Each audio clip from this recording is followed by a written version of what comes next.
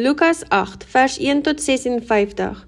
En daarna het hy die een stad en dorp na die ander deurgereis en gepreek en die evangelie van die koninkryk van God verkondig, en die 12 was saam met hom.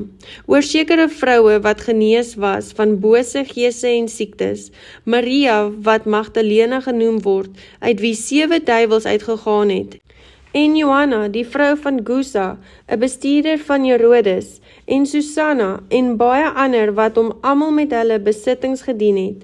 En toe daar 'n groot menigte vergader, en die wat uit die verskillende stede by hom aangesluit het, sê hy aan hulle deur 'n gelykenis. 'n Saaier het uitgegaan om sy saad te saai, en toe hy saai, val 'n deel langs die pad en is vertrap, en die voëls van die hemel het dit opgeëet. En 'n ander deel het op die rots geval, en nadat dit opgeskiet het dit verdroog, omdat dit geen vogtigheid gehad het nie. En 'n ander deel het tussen die dorings ingeval, en die dorings het daarmee saamgegroei en dit verstik. En 'n ander deel het in die goeie grond geval, en gegroei, en 100voudig vrug opgelewer. En toe hy dit gesê het, roep hy uit, wie ore het om te hoor, laat hom hoor. En sy disippels het hom gevra en gesê, wat beteken hierdie gelykenis tog? En hy antwoord, aan julle is dit gegee, om die verborgenhede van die koninkryk van God te ken, maar aan die ander deur gelykenisse, sodat hulle, terwyl hulle sien, nie sien nie, en terwyl hulle hoor, nie verstaan nie. Dit is dan die gelykenis. Die saad is die woord van God. Die langs die pad is die hoorders. Daarna kom die duiwel en neem die woord uit hul hart weg, sodat hulle nie sou glo en gered word nie. En die op die rots is hulle wat die woord met blydskap ontvang wanneer hulle dit hoor, en hulle het geen wortel nie, aangesien hulle net vir 'n tyd glo, en in die tyd van versoeking val hulle af. En wat in die dorings geval het, dit is die wat gehoor het, en hulle gaan weg en word verstik deur die sorge en 'n rykdom en genietigings van die lewe en dra geen ryp vrug nie.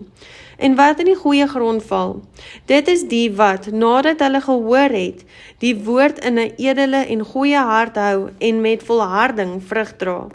En niemand steek 'n lamp op en maak dit met iets toe of sit dit onder 'n bed nie, maar hy sit dit op 'n staander, sodat die wat inkom die lig kan sien.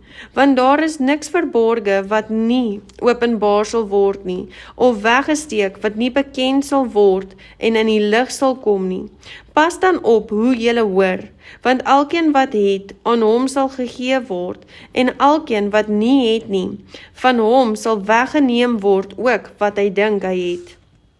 En sy moeder en sy broers het na hom gekom, en weens die skare kon hulle hom nie bereik nie.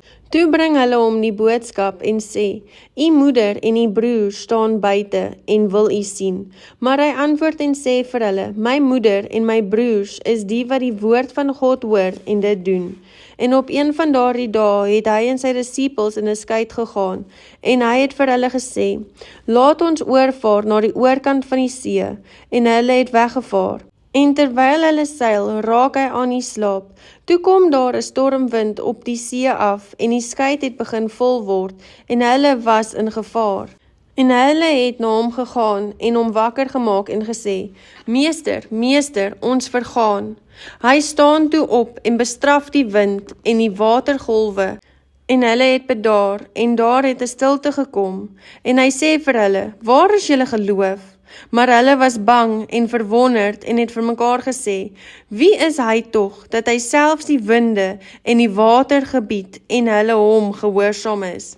En hulle het geseil na die land van die Gadareners, wat reg ander kant Galilea is.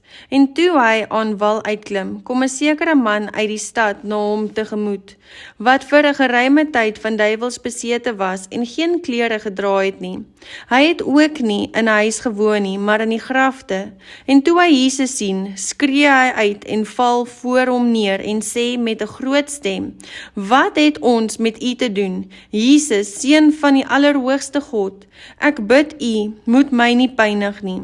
want hy het aan die onreine gees bevel gegee om uit die man uit te gaan, want baie keer het hy hom saamgesleep, en hulle het hom gebind met kettinge en voetboeie, om oor hom wag te hou. Maar hy het die boeie uitmekaar geruk, en die duiwel het hom in die woestyne gedrywe. Daarop vra Jesus hom en sê, wat is jou naam? En hy antwoord, Legio, want baie duiwels het in hom ingevaar, en hulle het hom gesmeek, dat hy hulle nie sou beveel om in die onderwêreld af te vaar nie.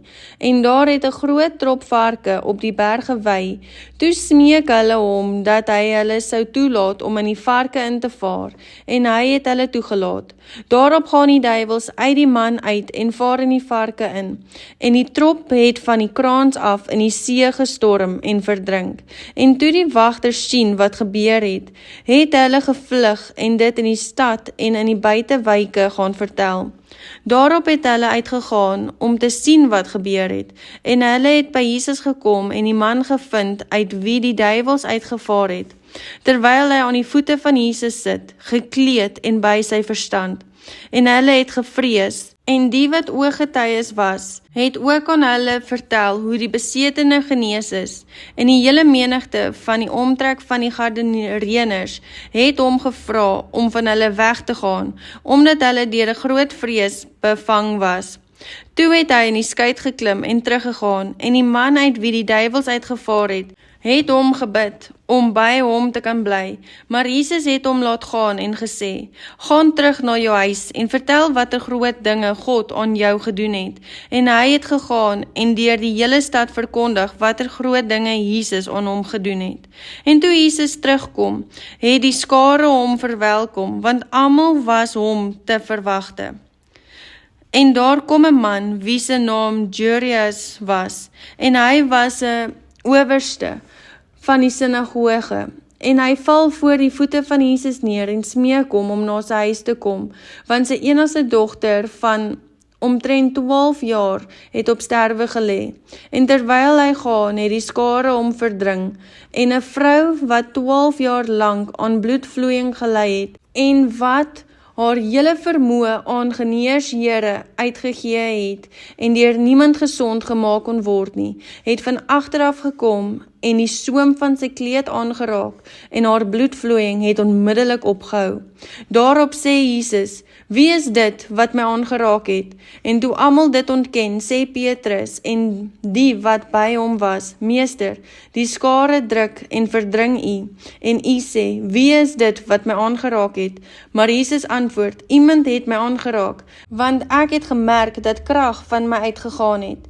En toe die vrou sien dat sy nie verborge gebly het nie, kom sy bewend en val voor hom neer en vertel hom voor die hele volk om watter rede sy hom aangeraak het en hoe sy onmiddellik gesond geword het.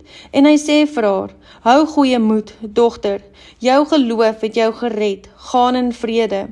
Terwyl hy nog spreek, kom daar iemand van die owerste van die sinagoge se huis en sê vir hom, u dogter is dood, moenie die meester lastig val nie. Maar toe Jesus dit hoor, antwoord hy hom en sê, moenie vrees nie, glo net, en sy sal gered word. En toe hy in die huis kom, het hy niemand toegelaat om in te gaan nie, behalwe Petrus en Jakobus en Johannes en die vader en die moeder van die meisie. En almal het gehuil en oor haar rou bedryf. Maar hy sê, moenie huil nie, sy is nie dood nie, maar slaap. En hulle het hom uitgelag, want hulle het geweet dat sy dood was. En toe hy almal na buite uitgejaag het, gryp hy haar hand en roep uit en sê, dogtertjie, staan op. En haar gees het teruggekom en sy het onmiddellik opgestaan en hy het beveel dat hulle haar iets te ete moes gee. En haar ouers was verbaas, maar hy het hulle bevel gegee om aan niemand te sê wat gebeur het nie.